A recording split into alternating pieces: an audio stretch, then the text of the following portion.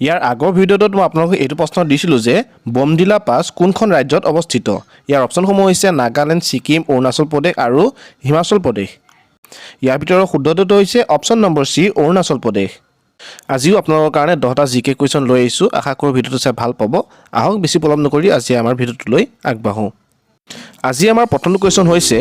আলিয়া লিগাং উৎসৱ কোনটো জনগোষ্ঠীৰ লোকসকলে উদযাপন কৰে ইয়াৰ অপচনসমূহ হৈছে মিচিং বড়ো কাৰ্বি আৰু ৰাভা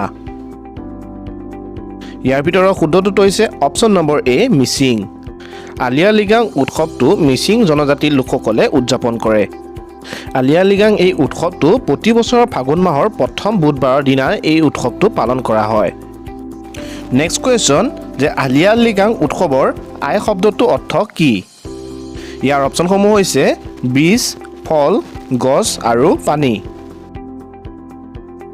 এই অপচনসমূহৰ ভিতৰত শুদ্ধটো হৈছে অপচন নম্বৰ বি ফল আলিয়া লিগাং উৎসৱৰ আই শব্দটো অৰ্থ হৈছে ফল আলি শব্দটো মানে হৈছে শস্য বীজ বা কঠীয়া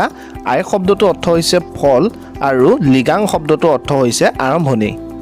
আশা কৰোঁ এতিয়া আপোনালোকে ভালদৰে বুজিব পাৰিছে এতিয়া আমি তাৰ পাছৰ প্ৰশ্নটোলৈ আগবাঢ়িছোঁ নেক্সট কুৱেশ্যন নম্বৰ 3 খিলাফত আন্দোলন কোন বছৰত আৰম্ভ হৈছিল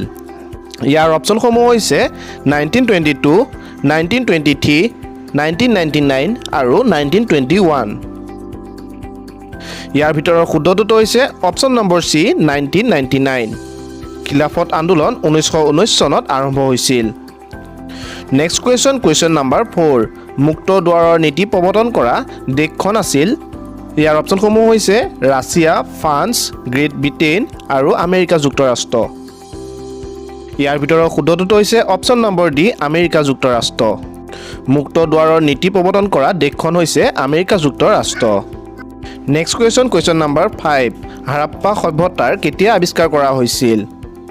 ইয়াৰ অপচনসমূহ হৈছে 1921 1922 1923 আৰু 1924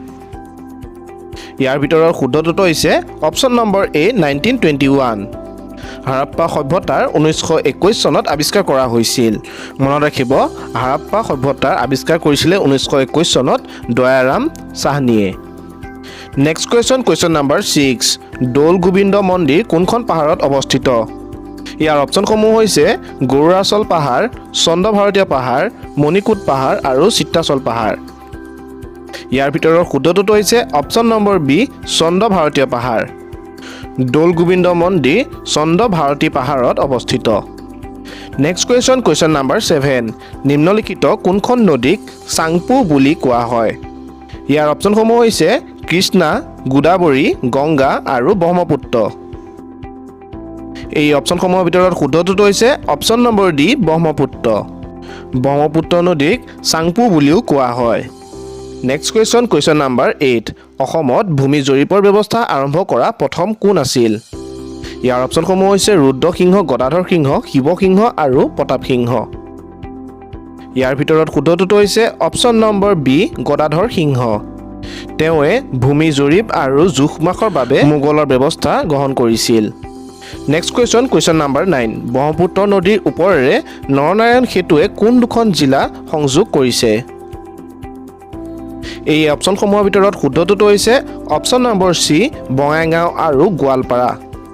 নাৰায়ণ সেতুৱে এই দুখন জিলাক সংযোগ কৰিছে খুবেই গুৰুত্বপূৰ্ণ প্ৰশ্ন মনত ৰাখিব next question number 10 Humayun Nama কিতাপখন কোনে ৰচনা কৰিছিল ইয়াৰ অপচনসমূহ হৈছে খুৰদাস গুলবদন বেগম জাহাংগীৰ আৰু আকবৰ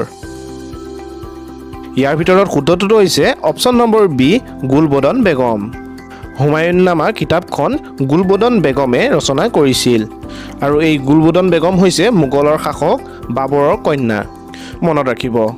ইতিমধ্যে আমাৰ 10টা কুৱেশ্যন কমপ্লিট হৈছে আৰু এই 11 নম্বৰ কুৱেশ্যনটো মই আপোনালোকৰ কাৰণে লৈ আহিছোঁ